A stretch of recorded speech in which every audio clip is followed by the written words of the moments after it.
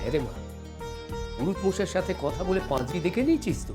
হ্যাঁ বাবা, তিথি নক্ষত্র সব দেখে নিয়েছি। আজ আমার অনেক দিনে পুরনো একটা কথা মনে পড়ে যাচ্ছে। কি কথা বাবা?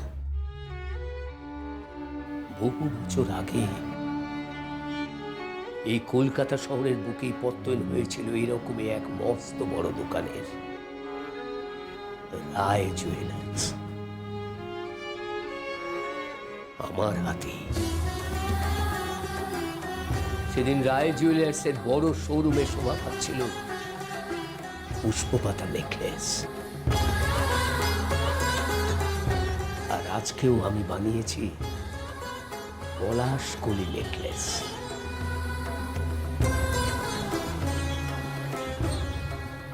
ইতিহাসের পুনরাবৃত্তি ঘটল।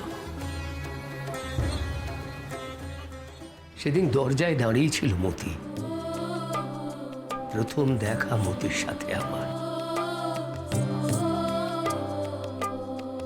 মতির হাতে ছিল থালা, থালার উপরে গোলাপের পাপড়ি।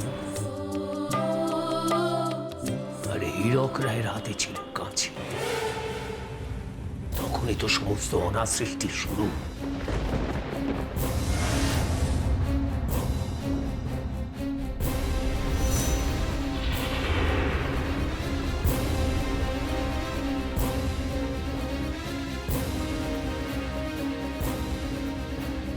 বাবা, বাবা কি হয়েছিল বাবা? তুমি কি বলছো? কি বলছেন কি বাবা? কি না বলছেন? না বাবা, কিছু না, কিছু না, কিছু না। মহেন্দ্রবাবু, চলুন চলুন, আমরা যাই, ওদিকে যাই, গিয়ে দেখি ওদিকটা কেমন সাজিয়েছে। আমার মেয়ের দোকান, আমার জামাইয়ের দোকান। ও বুঝলেন, আজ আবার বেশ জোর খাওয়া দাওয়া আছে, বিরিয়ানি আর মাংস। চলুন দেখি গিয়ে। আসুন আসুন আসুন। ঝুঙ্কু, ঝুঙ্কু বাবা কি বলে গেল? মতির কথা মানে আমার মৃতা শাশুড়ি মা? হ্যাঁ, মা দাঁড়িয়েছিলেন আর মায়ের হাতে ছিল থালা, আর থালার মধ্যে গোলাপের পাপড়ি। আর আমার শ্বশুর মশাইয়ের হাতে ছিল কাঁচি। তার মানে মা উদ্বোধনে ছিলেন। কেন ছিলেন? মা উদ্বোধনে কেন ছিলেন গয়নার বাবু? আর আমার বাবাই বা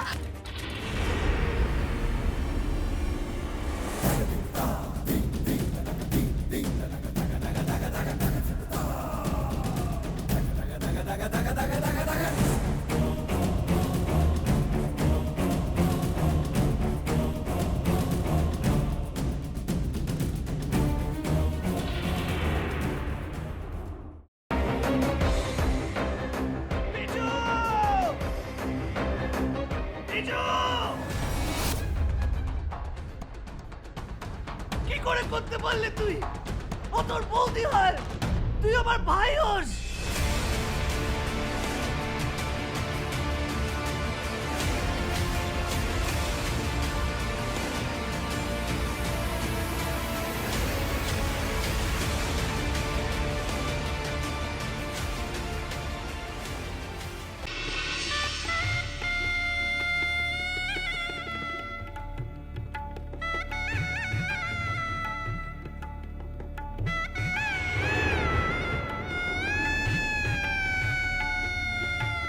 আমি বুঝতে পারছি না আরো একটা বড় ব্লান্ডার করলাম কিনা।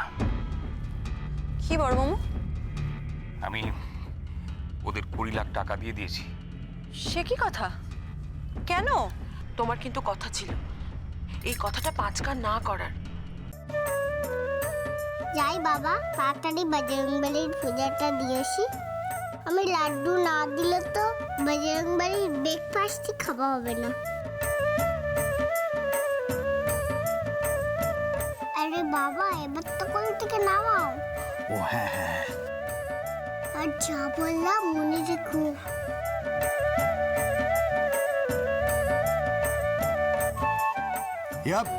ইয়া সাবধানে সাবধানে দেখে। আমরা চেষ্টা করছি যাতে ওকে যত তাড়াতাড়ি সম্ভব। জোর দিয়ে বলতে পারেন কি ওকে জীবিত অবস্থায় পাওয়া যাবে?